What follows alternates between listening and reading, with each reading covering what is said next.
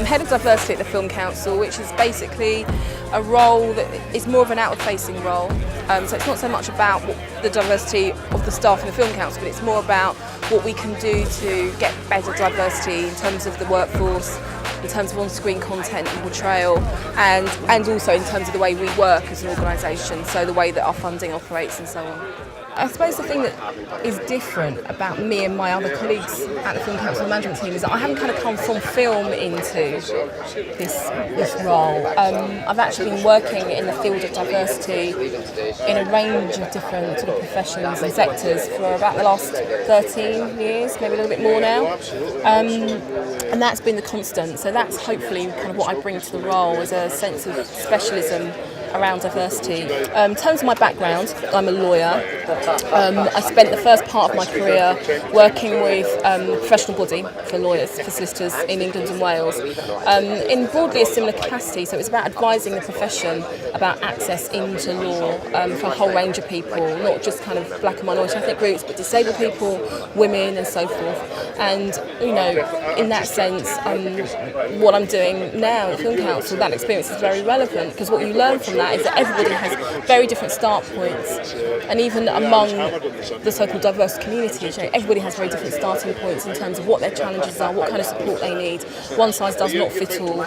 Hopefully it's not all just about positive action schemes. You know, it's not just about creating a bigger training ghetto, but it is about looking, you know, really strategically about how you move people through an industry that historically has not been terribly accessible, terribly transparent, or anything else like that. It's not been diversity friendly totally up until this point in time, so it's working with that.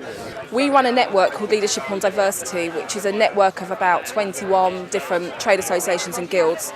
And with them, we signed up to an equality charter about a year ago, just over a year ago, to create a shared agenda really for what we want to do around equality and diversity in the film industry. And this network is a collection of about 21 different organisations, ranging from, you know, the Production Guild, Directors Guild, all the way through to the Writers Guild, so it covers the whole value chain. And in this shared agenda, or the Equality Charter as we call it, one of the priority areas that we identified for taking action on this year was in terms of on-screen content and portrayal.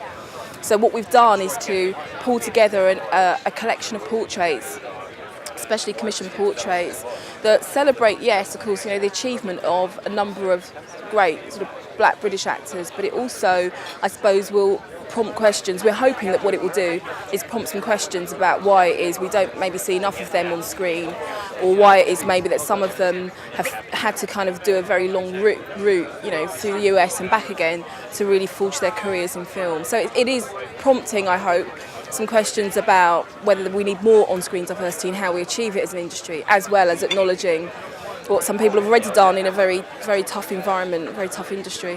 What's interesting about World Cinema funds, as they currently are structured, is that it's obviously an opportunity for the home producing community to find, you know, diverse talent in other countries, particularly predominantly developing world countries, and partner with them and co-produce with them. I think the trick going forward, the real opportunity going forward, will be to ensure that those home producers themselves are as diverse as they could be. Do you know what I mean? I think, and that's one of the areas where the UK, I think, potentially, you know, could be ahead of the game. It does have connections with practically every community around the world, in significant numbers in the UK, in London especially, you know, hugely diverse in terms of numbers of languages and cultures represented there.